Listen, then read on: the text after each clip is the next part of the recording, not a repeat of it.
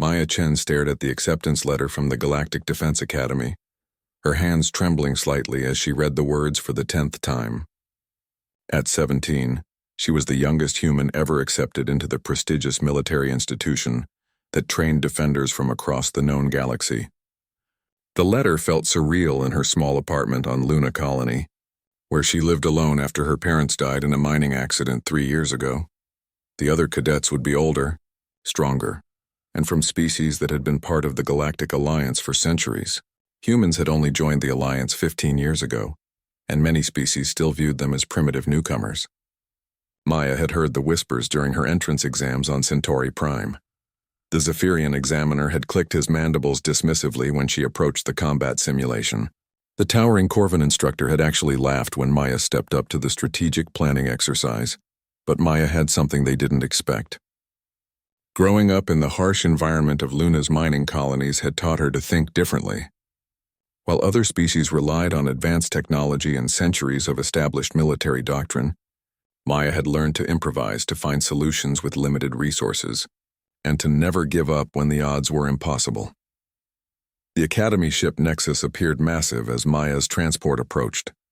The vessel housed over 10,000 cadets from 47 different species, each training to become defenders of their respective worlds. Maya clutched her single bag of belongings and tried to calm her racing heart. She had studied every species she would encounter, memorized their strengths and weaknesses, and prepared herself mentally for what was to come. Her quarters were smaller than expected, shared with 3 other cadets. A tall, blue-skinned Altarian named Zix looked her up and down with 4 golden eyes and made a sound that Maya's translator interpreted as a snort of disgust. The second roommate, a crystalline being called Vel from the Silicon world, simply ignored her presence entirely. The third, surprisingly, was another human, a girl named Sarah from Earth's African Federation. "Good luck," Sarah whispered as they unpacked. "I heard they wash out 60% of cadets in the first month. Humans have the highest dropout rate." Maya nodded but said nothing. She had not come this far to quit. During her first week, she quickly realized the truth of Sarah's words. The physical training was designed for species with natural advantages. The Corvin cadets, with their thick armored skin and enormous strength, dominated the combat exercises. The Zephyrians, with their natural ability to fly, excelled in 3-dimensional tactical scenarios. The aquatic nautiloids could hold their breath for hours during underwater missions. Humans seemed to have no natural advantages at all. They were weaker than most species, slower than others, and lacked the specialized abilities that made other races excel in specific environments. Maya watched as human cadets dropped out one by one, defeated by training scenarios that seemed impossible for their limited biology to handle. But Maya noticed something the instructors missed. During a particularly brutal survival exercise in the Academy's Arctic simulation chamber, while other species used their natural advantages or high-tech equipment to survive, Maya observed how the challenges were designed. Each test pushed cadets to rely on their species' strengths, but what if someone approached the problems differently? While the Corvin cadets smashed through ice barriers with brute force and the Zephyrians flew over obstacles, Maya began using the environment itself. She diverted a thermal vent to melt through a wall, used reflective ice to signal across vast distances, and created tools from debris that others had ignored. Her instructors marked her solutions as unconventional but effective. The real test came during the first major war games exercise. Cadets were divided into teams of mixed species and given a complex scenario: defend a colony from a simulated enemy invasion. Maya's team included Zix the Altarian, who had slowly warmed up to her, a massive Corvin named Throck, and 2 cadets from species she had never encountered before. The exercise was supposed to last 3 days. Enemy forces, played by senior cadets, would attack in waves with increasingly sophisticated tactics. Most teams focused on building strong defensive positions and using superior firepower to repel attacks. Maya's team started the same way, but she quickly realized they were thinking too conventionally. On the second night, while her teammates slept, Maya studied the terrain maps and enemy movement patterns. She noticed something that made her heart race with excitement. The enemy was following standard Galactic Alliance tactical doctrine, the same strategies taught in every military academy across the galaxy.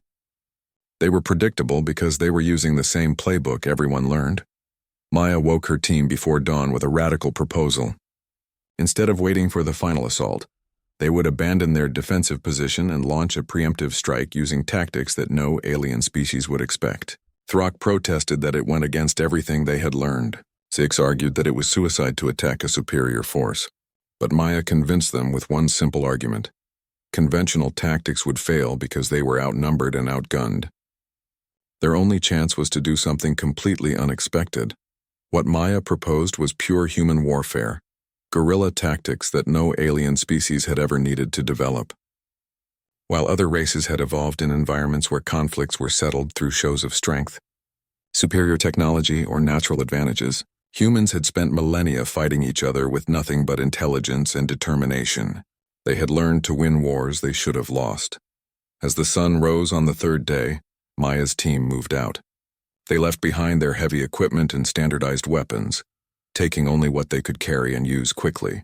Maya had studied human military history extensively, and she was about to introduce the galaxy to concepts it had never seen: asymmetric warfare, psychological operations, and the terrifying effectiveness of a species that had learned to fight dirty and win. The war games were about to become something the Academy had never experienced before, and Maya Chen was going to show them that humans brought something unique to the galaxy: the ability to turn any disadvantage into a weapon. Maya's team moved through the simulation terrain like shadows, avoiding the main pathways that conventional military doctrine dictated they should use, while the enemy forces expected them to retreat to their secondary defensive positions. Maya led her confused teammates in the opposite direction, directly toward the enemy's rear staging area. "This is insane," Throck rumbled quietly, his massive form struggling to move silently through the underbrush. "We are walking into certain death." "No," Maya whispered back, her eyes scanning the tree line ahead. "We're walking into their blind spot. Every species in the galaxy fights the same way: establish superiority, advance with overwhelming force, accept surrender. They don't expect prey to become predators." Zix's 4 eyes darted nervously as they crept closer to the enemy camp. "But we are only 5 against their entire force. How can we possibly succeed?" Maya smiled grimly. "Because we're not going to fight their entire force. We're going to make them fight each other." The enemy staging area bustled with activity as senior cadets coordinated their final assault. Maya counted 3 different species working together: Corvan heavy assault troops, Zephyrian air support, and Nautiloid aquatic specialists who had been brought in for a water-based flanking maneuver. Each group operated according to their species' natural strengths and traditional tactics. Maya spent 2 hours observing their patterns, noting how each group communicated, where they stored their equipment, and most importantly, how they had organized their command structure. The aliens had done exactly what their military doctrine taught: created a hierarchical system based on species specialization. It was efficient, logical, and completely vulnerable to the kind of psychological warfare humans had perfected over millennia. As darkness fell, Maya began her attack. But instead of charging in with weapons blazing, she started with something far more devastating: misinformation. Using equipment she had salvaged and modified during their approach, Maya began intercepting and altering communications between the enemy groups. The first false message she sent made the Corvan commander believe that the Zephyrian air support had been compromised by saboteurs. The second convinced the Nautiloid team that the Corvan forces were planning to take all the glory for themselves by launching the assault early. The third message, sent to all groups, suggested that enemy infiltrators had been spotted near their ammunition depot. Within 30 minutes, the enemy camp descended into chaos. The different species groups began suspecting each other of incompetence or betrayal. Maya watched through her improvised periscope as heated arguments broke out between commanders. The Zephyrians recalled their scouts, convinced they were being set up. The Corvans posted extra guards around their equipment, sure that someone was planning to sabotage them. The Nautiloids began moving their forces to defensive positions, certain that the main assault plan had been leaked. "By the stars," Zix breathed in amazement. "You have turned them against each other without firing a single shot." Maya nodded, but she was far from finished. The confusion she had created was just the beginning. Now came the part that would truly demonstrate why humans were different from every other species in the galaxy. While the enemy forces argued and repositioned, Maya's team moved to Phase 2 of their plan. They began a series of hit-and-run attacks that followed no pattern the aliens could recognize. Maya had studied historical accounts of human guerrilla warfare, from ancient Earth conflicts to the resistance movements during the colonial expansion period. She understood that the key was not to defeat the enemy in direct combat, but to make them defeat themselves through exhaustion, paranoia, and demoralization. Throck, despite his initial skepticism, proved surprisingly effective at psychological warfare once Maya explained the concept. His massive frame allowed him to create intimidating shadows and sounds that made enemy patrols think they were facing a much larger force. The aquatic specialist, Finns, used her natural swimming ability to appear and disappear in ways that terrified the nautiloid forces, who couldn't understand how someone could move through water so unpredictably. But it was the fourth member of their team, a silent cadet named Echo from a species Maya had never encountered before, who proved most valuable. Echo possessed natural camouflage abilities that, combined with Maya's tactical innovations, made him nearly invisible. He became their perfect scout and saboteur, able to move through enemy positions without being detected. Over the next 8 hours, Maya's team conducted 17 separate attacks. None involved direct confrontation. Instead, they destroyed supplies, disabled equipment, spread false information, and created the illusion of being everywhere at once. Every time the enemy forces tried to organize a search, Maya's team had already moved to a completely different area. The psychological impact was devastating. The alien cadets trained in conventional warfare had no framework for understanding what was happening to them. They were being attacked by an enemy they couldn't see, using tactics they couldn't predict, in ways that made no logical sense according to everything they had been taught. By dawn, the enemy forces were exhausted, paranoid, and completely demoralized. They had spent the entire night fighting shadows and jumping at every sound. Their command structure had broken down as different species groups blamed each other for security failures. Equipment lay abandoned or destroyed. Supply lines had been severed multiple times. When Maya finally revealed her team's position and demanded surrender, the enemy forces initially thought it was another psychological trick. How could 5 cadets, including 1 human they had dismissed as weak and primitive, have completely dismantled a force 3 times their size? The war games officially ended when the senior cadet commanding the enemy forces submitted his surrender to Maya personally. He was a Zephyrian flight commander who had been considered one of the Academy's most promising tactical minds. As he handed over his command insignia, his mandibles clicked in confused recognition. "How?" he asked simply. "We had every advantage. Superior numbers, better equipment, established positions, proven tactics. How did you defeat us?" Maya looked up at the towering alien and smiled.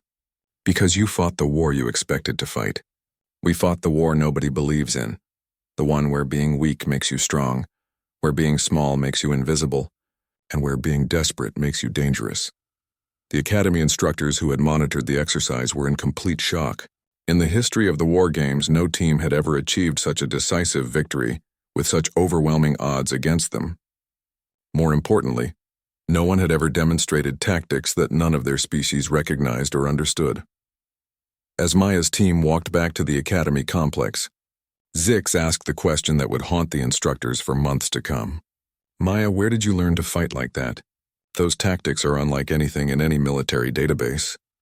Maya's answer was simple, but it would change everything the galaxy thought they knew about human warfare. "I learned it from being human. We've been fighting wars we couldn't win for thousands of years. We got very good at winning them anyway." The news of Maya's victory spread through the Academy like wildfire, but not in the way she had expected. Instead of celebration, she found herself facing suspicion and outright hostility from instructors and cadets alike. The established military hierarchy of the Galactic Alliance was built on the premise that each species contributed their natural strengths to a combined force. Maya's tactics suggested that everything they believed about warfare might be fundamentally flawed. 3 days after the war games, Maya was summoned to the office of Admiral Korath, the Academy's Zephyrian commandant. The massive insectoid being studied her with compound eyes that seemed to dissect every detail of her appearance. His office walls were covered with tactical displays showing the proper way to conduct military operations, formations, hierarchies, and strategies that had been refined over centuries of galactic warfare. Cadet Chen, Admiral Korath began, his voice carrying the clicking undertones typical of his species. Your recent performance in the war games has raised serious questions about your methods. Many of my instructors believe you violated several fundamental principles of honorable combat.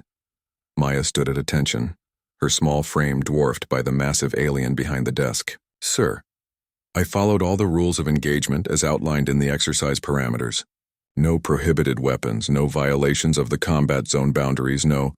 That is not what I mean, Admiral Korath interrupted, his mandibles clicking rapidly in agitation. You used deception, misdirection, and psychological manipulation. These are not the tactics of civilized warfare. They are the methods of— He paused, searching for the right words. Primitive savages. The insult stung, but Maya had expected it. With respect, sir, I used effective tactics that achieved the mission objective with minimal casualties. Isn't that what military strategy is supposed to accomplish? Admiral Korath rose from his chair, his full 8-foot height making Maya feel like a child. Cadet Chen, warfare among civilized species follows established protocols. We announce our intentions, we engage in honorable combat. We accept defeat gracefully when outmatched. What you demonstrated was not warfare, it was terrorism. Maya felt her temper flare, but she forced herself to remain calm. Sir, the scenario gave us an enemy force with superior numbers and equipment. Conventional tactics would have resulted in the complete destruction of my team. I adapted to the circumstances and found a path to victory. You found a path to victory that no honorable species would ever consider using, Admiral Korath snapped. Do you understand what you have done? You have shown tactics that could destabilize the entire foundation of galactic military cooperation. If every species began fighting like humans, warfare would become chaos. Maya realized with growing horror that the Admiral wasn't upset because her tactics had failed. He was upset because they had succeeded too well. The Galactic Alliance military doctrine was based on predictable, honorable combat between species with known strengths and weaknesses. Maya's demonstration had revealed that all of their carefully balanced strategies could be completely undermined by an enemy willing to fight differently. Sir, Maya said carefully, wouldn't it be better for the Alliance to understand these tactics rather than pretend they don't exist? If I could develop them, so could our enemies. Admiral Korath's compound eyes focused on her with laser intensity. That is precisely the problem, Cadet Chen. You have opened a door that should have remained closed. The Academy Board of Directors is meeting tomorrow to discuss whether human admission to this institution was a mistake. Maya left the Admiral's office with her mind racing. She had come to the Academy to prove that humans belonged among the galaxy's defenders. But instead, she had apparently proven that humans were too dangerous to be trusted with military training. The irony was bitter. She was being punished for being too effective. That evening, Maya found herself alone in the Academy's observation deck, staring out at the stars and questioning everything she had worked toward. The vast expanse of space seemed to mock her small human concerns. She had thought that demonstrating human capabilities would earn respect, but instead it had earned fear. You look troubled, a familiar voice said behind her. Maya turned to see Vel, her crystalline roommate, approaching with the soft chiming sounds that characterized her species' movement. The Silicon world being had barely spoken to Maya since she arrived, but now her faceted form seemed to glow with curiosity. I'm probably going to be expelled, Maya said simply. Apparently, winning too decisively is worse than losing honorably. Vel's crystalline structure shifted colors as she processed this information. I have been analyzing your tactical approach from the war games. It is unlike anything in our databases. Where did you learn such methods? Maya sighed. From human history. My species has been fighting each other for thousands of years. We developed these tactics because we had to. We were often the weaker side in conflicts, so we learned to fight dirty and win. Fascinating, Vel chimed. My people have never experienced war in the way you describe. On the Silicon worlds, conflicts are resolved through computational competitions. The species with superior processing power wins the dispute. It is logical and efficient. Most galactic species seem to have some version of that, Maya replied. Natural advantages that determine outcomes. Corvins are stronger, so they win through brute force. Zephyrians can fly, so they control aerial warfare. Nautiloids dominate aquatic environments. Everyone has their niche. But humans have no such natural advantage, Vel observed. Exactly. So we learned to make our disadvantages into advantages. We learned to be unpredictable, to adapt constantly, to find solutions that nobody else would think of because they've never needed to. Maya looked back at the stars, but apparently that makes us dangerous instead of valuable. Vel was quiet for several moments, her crystalline form cycling through different color patterns as she processed this information. Finally, she spoke again. Maya, I must tell you something. There are rumors spreading through the advanced classes, stories about a threat that the academy directors do not want general knowledge of. Maya turned to face her roommate fully. What kind of threat? Unknown hostiles at the edge of Alliance space, ships using tactics that none of our military analysts can predict or counter. 3 colonies have gone silent in the past month, and the scout ships sent to investigate have not returned. Vel's colors shifted to darker hues. The advanced tactical classes have been studying the reports, trying to develop countermeasures, but nothing works. These enemies fight like no known species. Maya felt a chill that had nothing to do with the temperature of the observation deck. What kind of tactics are they using? Deception, misdirection, asymmetric warfare. They appear weak and then strike with devastating effectiveness. They use our own strategies against us, turning our strengths into weaknesses. Vel paused, her colors cycling rapidly. They fight exactly like you did in the war games. The implications hit Maya like a physical blow. The Academy wasn't upset because her tactics were dishonorable. They were upset because her tactics matched those of an unknown enemy that was already devastating Alliance forces. She had accidentally demonstrated that humans might be naturally suited to fight an enemy that the rest of the galaxy couldn't understand. Maya, Vel continued, her voice taking on urgency. Tomorrow's board meeting is not about whether humans should be expelled from the Academy. It is about whether humans should be recruited en masse to fight a war that no one else knows how to win. Maya stared at her crystalline roommate in shock. How do you know all this? My species has computational abilities that allow us to access data networks more efficiently than others realize. I have been monitoring restricted communication since the war games ended. Vel's form brightened. Maya, you are not in trouble for fighting too well. You are being evaluated as a potential weapon against an enemy that threatens the entire galaxy. As Maya processed this revelation, she realized that everything was about to change. The girl who had come to the Academy to prove herself worthy was about to discover that she might be the key to a war that nobody else could fight. But first, she would have to convince the galaxy's leaders that the very tactics they found disturbing might be the only thing standing between the Alliance and complete destruction. The stars suddenly seemed less peaceful and more ominous as Maya contemplated the possibility that humanity's dark gift for warfare might be exactly what the galaxy needed to survive.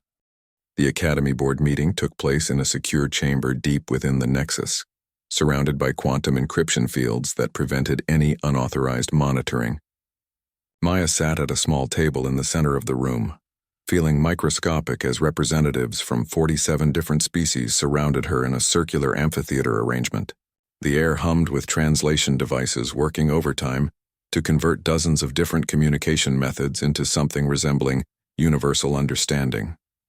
Admiral Koreth presided over the meeting, but Maya could see that real authority lay with the 3 figures seated at the highest tier of the amphitheater. She recognized them from her Academy orientation materials. General Vorthak of the Corvin Military Command, High Chancellor Zillith from the Zephyrian Strategic Council, and most intimidating of all, the entity known only as the Collective, representing the hive mind species that formed the backbone of Alliance intelligence operations. Cadet Chen, Admiral Koreth began formally. You have been brought before this board to address concerns about your recent tactical demonstration. Before we begin, you should know that this session is classified at the highest levels of Alliance security. Nothing discussed here leaves this room. Maya nodded, her throat suddenly dry. The weight of 47 different gazes, some compound, some multifaceted, some that glowed with their own light, pressed down on her like a physical force. General Vorthak leaned forward, his massive Corvin frame creaking against reinforced furniture, designed to support his weight. When he spoke, his voice rumbled like distant thunder. Human, show us the tactical records from your War Games exercise. The room's central holographic display activated, showing a 3-dimensional recreation of the entire War Games scenario. Maya watched as her team's movements were traced in glowing lines across the terrain map. To her, The patterns made perfect sense. They showed clear objectives, logical progression, and efficient use of resources. But she could hear various alien delegates making sounds of confusion and disgust as they watched the replay. "Explain your decision-making process," High Chancellor Zelith commanded, her melodious Zephyrian voice somehow managing to sound both beautiful and terrifying. "Why did you choose to abandon defensive positions and launch unprovoked attacks against a superior force?" Maya stood, forcing herself to project confidence she didn't feel. The scenario presented impossible odds using conventional tactics. My team was outnumbered 3-1, outgunned and positioned in an untenable defensive location. Standard military doctrine would have resulted in our complete defeat within hours. "Standard military doctrine exists for good reasons," rumbled a delegate Maya didn't recognize. "It prevents warfare from descending into chaos and atrocity." "With respect," Maya replied, "standard military doctrine assumes opponents who follow the same rules. But what happens when you face an enemy who doesn't share your concepts of honor, hierarchy, or predictable engagement patterns?" The question created a ripple of uncomfortable silence through the chamber. Maya pressed her advantage. "Every species here contributes to Alliance military strength based on natural advantages. Corvins provide overwhelming physical force. Zephyrians control aerial supremacy. Nautiloids dominate aquatic environments. But what happens when you encounter an enemy that doesn't fit into any of those categories?" The collective spoke for the first time, its voice an eerie harmonic blend of thousands of individual minds speaking in unison. "The human raises an interesting point. Show her the Kepler 442 incident." Admiral Korath's mandibles clicked nervously.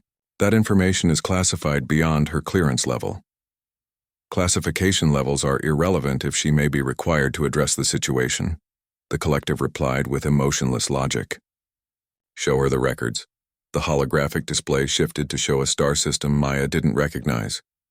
3 planets orbited a yellow star, and she could see the technological signatures of advanced civilizations on each world. As she watched, the display changed to show the same system 6 months later. The civilizations were gone. The planets themselves showed signs of massive destruction, but not from any weapons Maya recognized. "Kepler 442 was one of our most productive systems," General Vorthak explained grimly, "home to 3 billion Alliance citizens across multiple species. The system came under attack by unknown hostiles 8 months ago. We sent our finest fleet commanders to investigate and provide assistance." The display showed the deployment of massive Alliance warships, formations that Maya recognized from her tactical studies as representing the pinnacle of galactic military might. Then the display showed what happened to those fleets.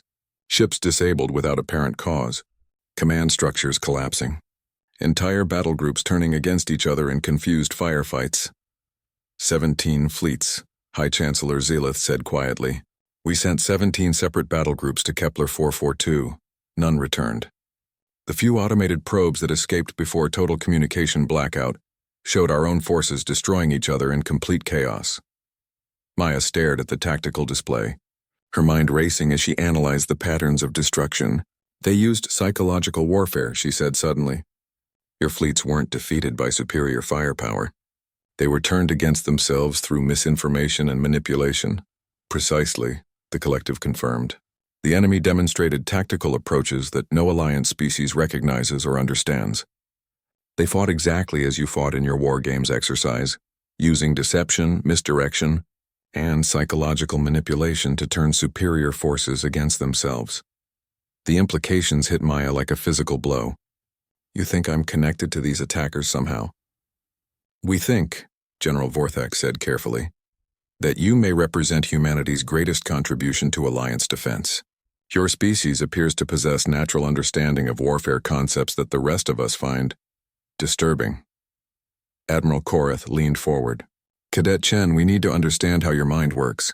How did you develop tactics that match an enemy none of us can comprehend? Is this knowledge common among humans?" Maya felt the weight of the entire galaxy's attention focused on her answer. She thought about human history, the endless wars, the constant conflicts, the species-wide arms race of tactical innovation that had defined her people for millennia. Other species had evolved in environments where conflicts were settled through natural advantages or technological superiority. Only humans had been forced to constantly adapt, innovate, and overcome opponents who should have been able to defeat them. It's not special knowledge, she said finally. It's survival. Humans have been fighting each other for thousands of years, usually as the underdog. We learned these tactics because we had to. Every human military academy teaches some version of asymmetric warfare, psychological operations, and adaptive tactics. We call it thinking outside the box, finding solutions that don't follow conventional logic. Every human? High Chancellor Zillith asked, her voice sharp with interest. Well, anyone with military training, and most of our entertainment media features similar concepts. Video games, movies, books. We constantly explore scenarios where smaller forces defeat larger ones through clever tactics rather than brute strength. Maya paused, realizing how this might sound to species that had never needed such concepts. It's cultural for us. We admire underdogs who win through intelligence and determination. The chamber erupted in a cacophony of alien voices as delegates began discussing this revelation in their native languages. Maya caught fragments through her translator. Expressions of amazement, fear, and in some cases what sounded like relief. The collective spoke again, cutting through the noise with its harmonic voice. If this capability is common among humans, then we may have found our solution to the Kepler 442 attackers. But first we must determine whether humans can be trusted with this knowledge and responsibility. General Vorthak stood, his massive frame casting shadows across the chamber. Cadet Chen, you will be transferred immediately to advanced tactical command training. We need to understand the full extent of human strategic capabilities, and we need to understand it quickly. Why the urgency? Maya asked, though she suspected she already knew the answer. Admiral Korath answered grimly. Because 3 more systems have gone silent in the past week. Whatever destroyed Kepler 442 is moving deeper into Alliance space, and our conventional forces are completely helpless against it. You may be our only hope of learning how to fight back.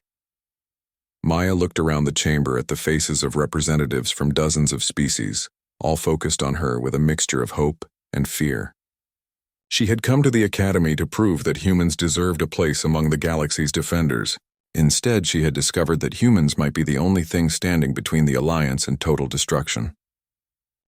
Maya's new quarters were in the restricted section of the Nexus, surrounded by security measures she hadn't known existed. Her days began at 400 with intensive tactical analysis sessions, studying every piece of data the Alliance had gathered about the mysterious enemy. The information painted a terrifying picture of an opponent that seemed to understand galactic military doctrine better than the species that had created it. Her new instructor was Commander Vex, a scarred Corvan veteran who had survived more battles than any other living member of his species. Despite his intimidating appearance, Maya quickly learned that his tactical mind was as sharp as his claws. He had been specifically chosen to train her because he was the only Alliance officer who had ever encountered tactics similar to what the enemy was using. 30 years ago, Vex explained during their first session, I was part of a pacification mission against a primitive species that was interfering with mining operations in the Outer Rim. We expected easy victory. They had no advanced technology, no understanding of modern warfare, no chance against our superior forces. Maya studied the tactical display showing the historical battle. What happened? They disappeared, Vex said grimly. Entire armies would vanish overnight only to reappear behind our lines days later. They used our own supply routes against us, turned local populations into intelligence networks, and made every piece of terrain into a potential ambush site. We spent 3 years fighting ghosts. How did it end? We withdrew, Vex admitted, his pride clearly wounded even after 3 decades. Command declared the mining rights not worth the casualties. It was the first time in Corvan military history that we had retreated from an inferior opponent. I have been studying those tactics ever since, trying to understand how they defeated us. Maya examined the battle records with growing excitement. The primitive species had used classic guerrilla warfare tactics, hit-and-run attacks, psychological operations, and terrain manipulation. They had turned their weaknesses into advantages by refusing to fight the war their enemies expected. Commander, Maya said slowly, what happened to that species after you withdrew? Vex's expression darkened. They disappeared. Long-range sensors showed their homeworld abandoned within a year of our departure. No signs of civilization, no technology signatures, no life forms. We assumed they had destroyed themselves in civil war after defeating us. Maya felt ice forming in her stomach. Or they left their homeworld because they had learned everything they needed to know about fighting galactic civilization. The implications hung in the air between them like a toxic cloud. If Maya was right, the current enemy wasn't some unknown alien species. It was a group that had already studied alliance tactics for 30 years, preparing for a larger conflict. Over the following weeks, Maya dove deeper into the enemy's patterns of attack. Each destroyed system showed the same characteristics: alliance forces turning against each other, command structures collapsing, and communication networks being used to spread disinformation rather than coordinate defense. It was psychological warfare elevated to an art form. But Maya began to notice something the Alliance analysts had missed. The enemy wasn't just using random tactics. They were specifically exploiting the cultural assumptions that different species brought to warfare. Corvan forces were turned against each other by attacks on their honor codes. Zephyrian aerial squadrons were grounded by false intelligence about friendly fire incidents. Nautiloid aquatic forces were isolated by cutting their communication with surface commanders. "They're not just fighting us," Maya explained to Commander Vex during one of their sessions. "They're fighting our expectations. Every species in the Alliance contributes to military operations based on cultural as well as biological advantages. The enemy has studied those cultures and learned how to turn them into weaknesses." Vex studied the tactical analysis Maya had prepared. "If you are correct, then conventional Alliance response protocols will continue to fail. How do we fight an enemy that knows us better than we know ourselves?" Maya had been thinking about that question for weeks. The answer was both simple and terrifying. "We fight like humans. We abandon everything the Alliance has taught us about civilized warfare and embrace the chaos that other species fear." "Explain." Maya activated a new tactical display showing her analysis of human military history. Every other species in the Alliance evolved from environments where conflicts had predictable patterns. Stronger opponents won through natural advantages, weaker ones submitted or were destroyed. But humans evolved as persistence predators. We won by never giving up and constantly adapting our tactics. She highlighted specific historical examples. "We've fought wars where we were outnumbered, outgunned, and facing technologically superior opponents. We won by being unpredictable, by changing the rules of engagement, and by refusing to fight the war our enemies expected." Commander Vex studied the human historical data with growing amazement. "Your species has been preparing for this type of conflict for millennia." "Not preparing," Maya corrected. "Living it. This is how humans naturally approach conflict, as a puzzle to be solved rather than a contest of predetermined advantages." Their breakthrough came when Maya suggested something that horrified every Alliance military tradition. Instead of trying to protect their forces from enemy psychological warfare, they should embrace it. Maya proposed creating human-led units specifically designed to operate in the chaos that destroyed conventional Alliance formations. "You want to deliberately expose our forces to enemy manipulation?" Vex asked incredulously. "I want to create forces that thrive in that environment," Maya replied. "Humans are naturally resistant to the psychological tactics that devastate other species, because we've been using them against each other for thousands of years. We can recognize misinformation, operate independently when command structures fail, and adapt quickly when original plans become useless." Commander Vex forwarded Maya's proposals directly to the Alliance High Command. Bypassing normal channels due to the urgency of the situation, 2 more systems had fallen while they had been analyzing enemy tactics, and conventional response fleets continued to be destroyed or turned against themselves. The response came back within hours. Maya was being promoted to Special Tactical Advisor and given authority to recruit human volunteers for an experimental combat unit. The Alliance was desperate enough to try anything, even tactics that violated every principle of civilized warfare they had ever believed in. Maya's first task was to return to human space and convince Earth's government to participate in a war that most humans didn't even know existed. She would have to explain that humanity's violent history, which had always been seen as a shameful weakness by galactic standards, might be the only thing that could save the Alliance from complete destruction. As she prepared for departure aboard a high-speed courier ship, Maya reflected on how much had changed since she first arrived at the Academy. She had come seeking to prove that humans deserved a place among the galaxy's civilized species. Instead, she had discovered that humanity's uncivilized nature might be exactly what civilization needed to survive. The irony was both bitter and terrifying. The girl who had wanted to show that humans could fight honorably was about to ask her species to embrace the most dishonorable warfare imaginable. But as she studied the tactical reports from the fallen systems, Maya knew she had no choice. Honor meant nothing if there was no one left alive to practice it. The ship jumped to hyperspace, carrying Maya back toward Earth and toward a conversation that would change the relationship between humanity and the galaxy forever. Behind her, the Alliance continued to lose systems to an enemy that fought like the ghosts of humanity's bloody past. And ahead of her lay the challenge of convincing her own species to become the monsters that might save everyone else. The United Earth Defense Council chambers had never hosted a briefing quite like the one Maya was about to deliver. Representatives from every major nation sat around the circular table, their faces reflecting skepticism and confusion as they studied the classified documents she had transmitted ahead of her arrival. General Harrison, the aging commander of Earth's modest space defense forces, looked particularly uncomfortable as he reviewed tactical analyses that seemed to come from science fiction rather than military intelligence. "Let me understand this correctly. Advisor Chen," said Director Petrov from the European Federation, "you're telling us that unknown aliens are destroying Alliance systems using tactics that resemble human military doctrine?" Maya stood before the holographic display, acutely aware that she was asking these leaders to believe something that sounded impossible. "Not resemble, Director. They are using human military doctrine, psychological warfare, asymmetric tactics, and information manipulation at levels that suggest extensive study of our historical conflicts." President Kim from the Pacific Alliance leaned forward. "But we've only been part of the Galactic Alliance for 15 years. How could aliens have studied our tactics extensively enough to use them against forces we've never even fought?" "Because they've been watching us for much longer than that," Maya replied grimly. "Commander Vex's encounter with a primitive species 30 years ago wasn't a coincidence. I believe that species was an advanced reconnaissance unit, studying Alliance military doctrine by provoking limited conflicts. General Harrison activated his own tactical display, showing Earth's current military assets.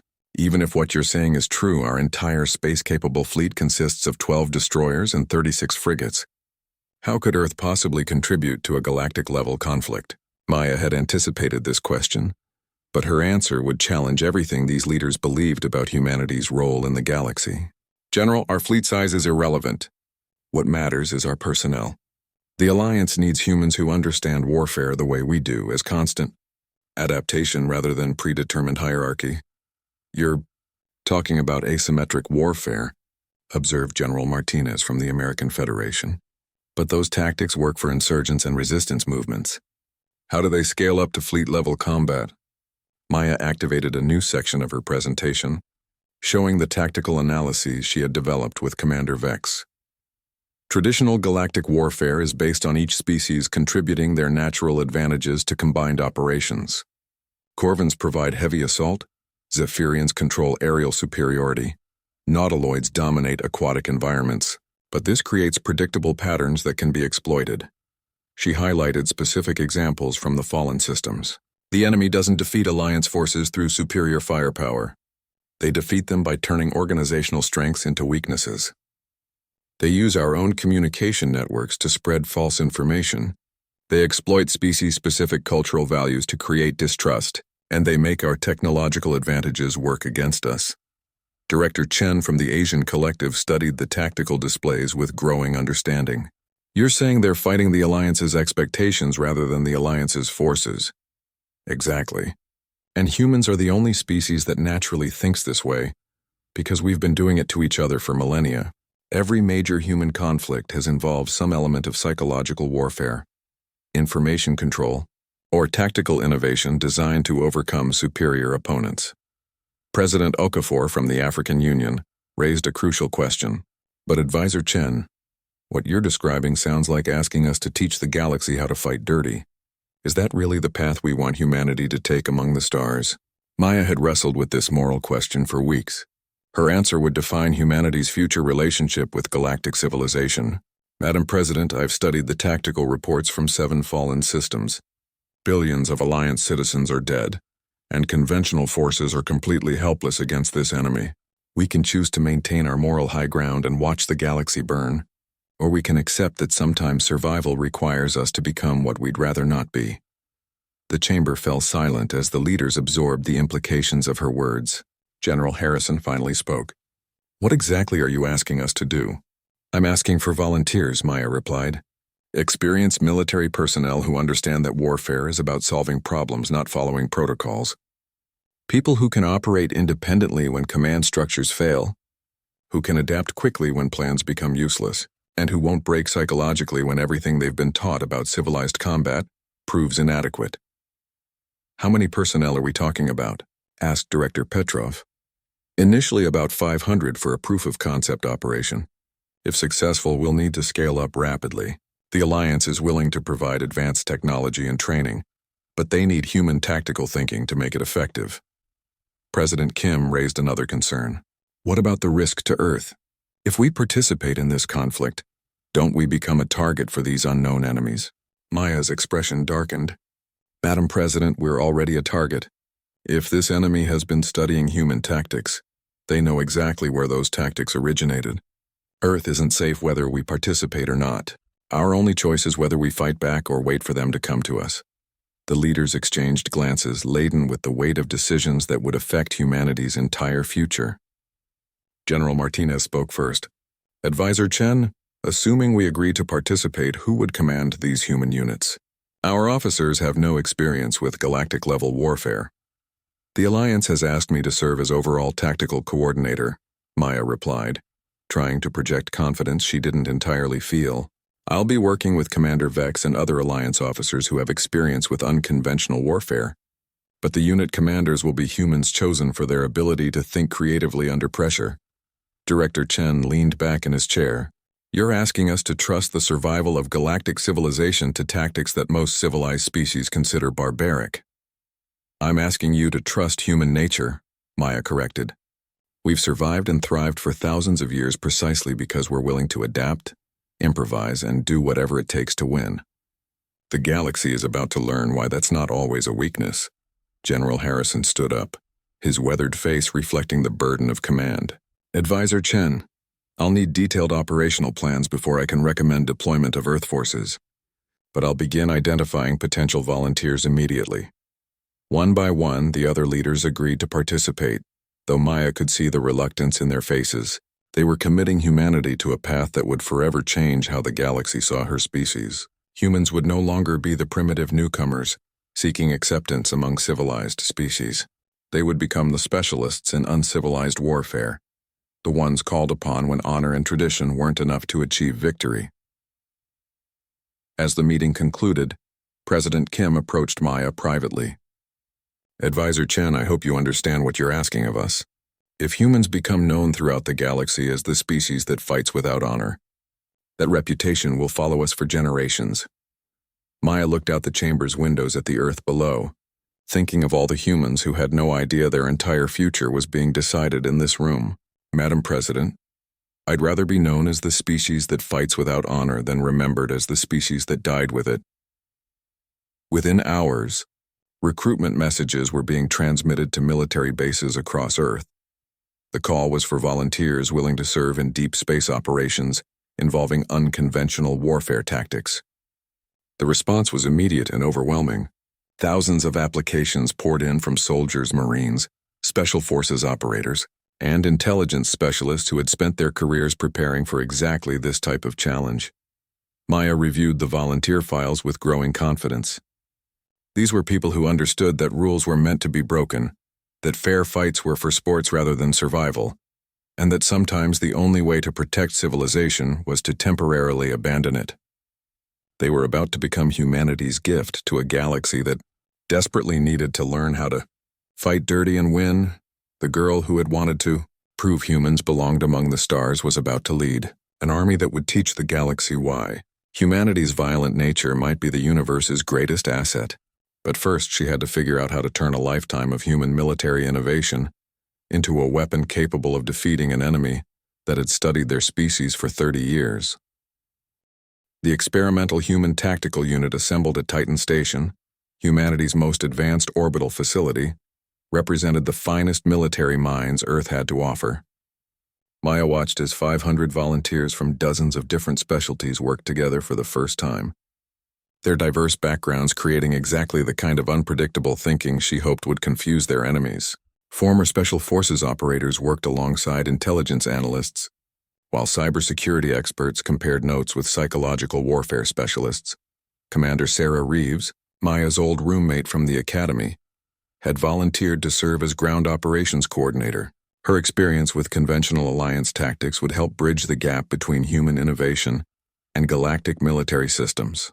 Standing beside her was Colonel Marcus Webb, a veteran of Earth's corporate wars who understood better than anyone how to fight opponents with superior resources. The enemy's latest attack was 3 days ago. Maya briefed the assembled unit. The Proxima Centauri system, home to 4 billion Alliance citizens. The pattern was identical to previous attacks.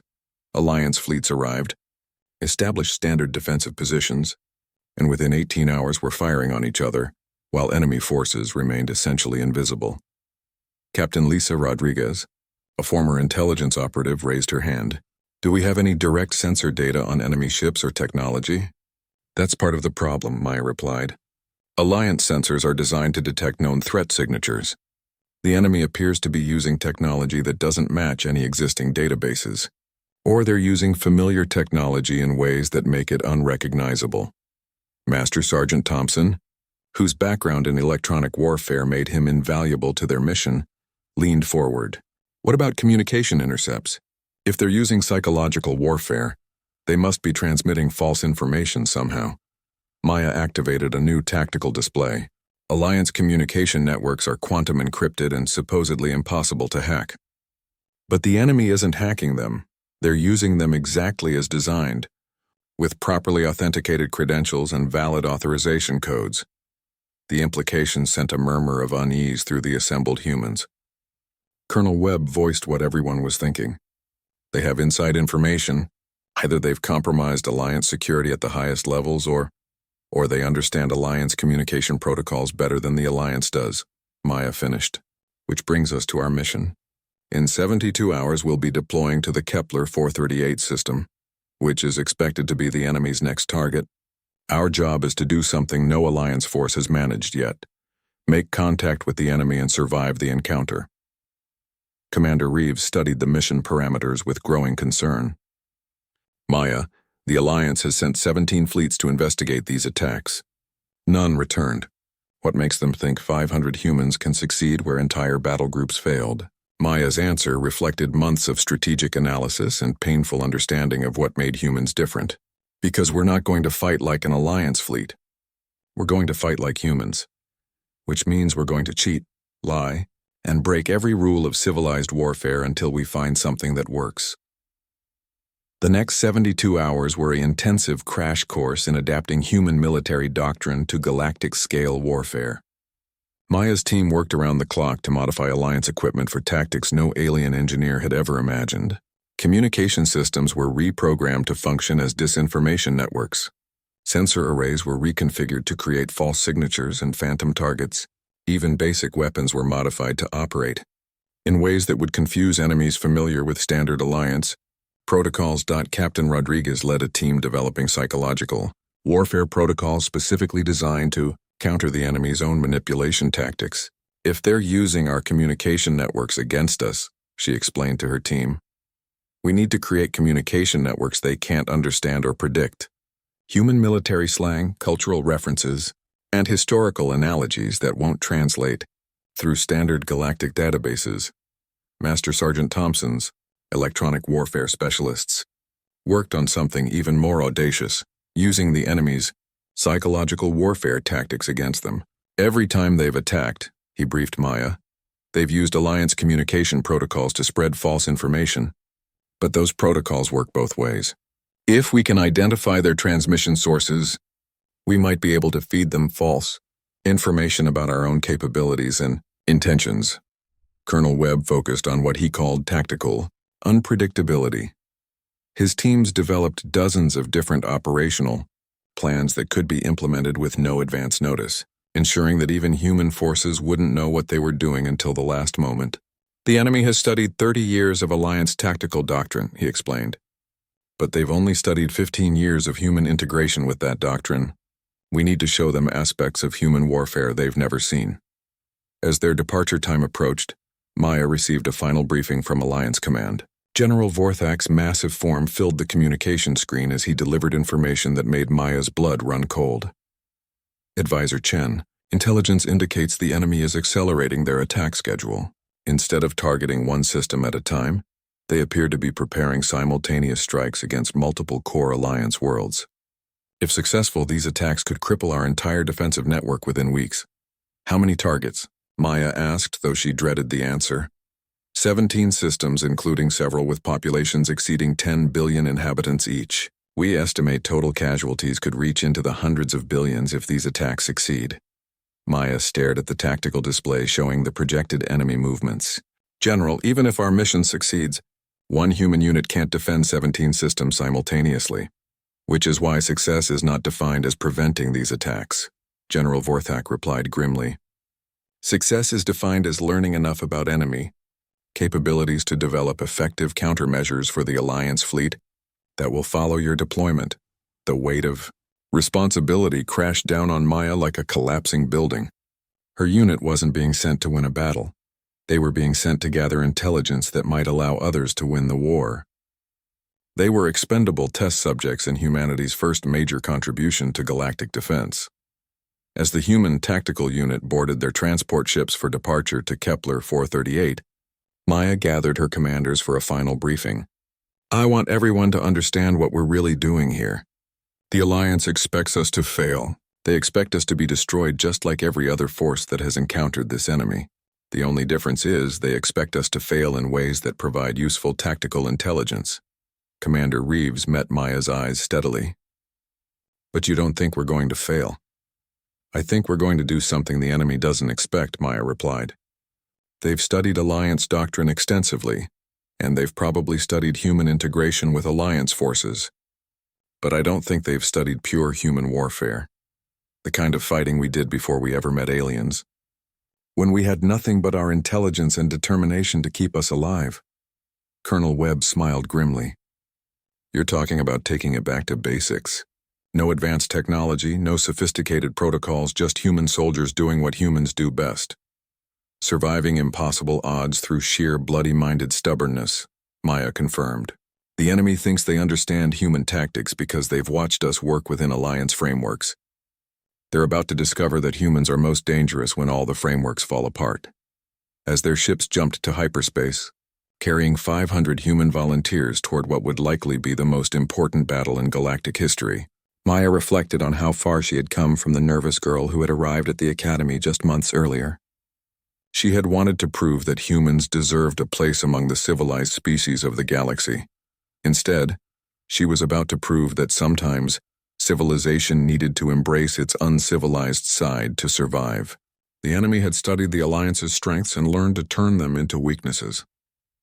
Now they were about to encounter humanity's strength, the ability to turn any weakness into a weapon, any disadvantage into an opportunity, and any defeat into the foundation for eventual victory. The girl who had fought a war no one believed in was about to fight a war that everyone was counting on, armed with nothing but human ingenuity, and the terrible knowledge that sometimes the only way to save everything you care about is to become something you never wanted to be. The galaxy was about to learn why humanity's capacity for violence might be the universe's greatest hope for peace.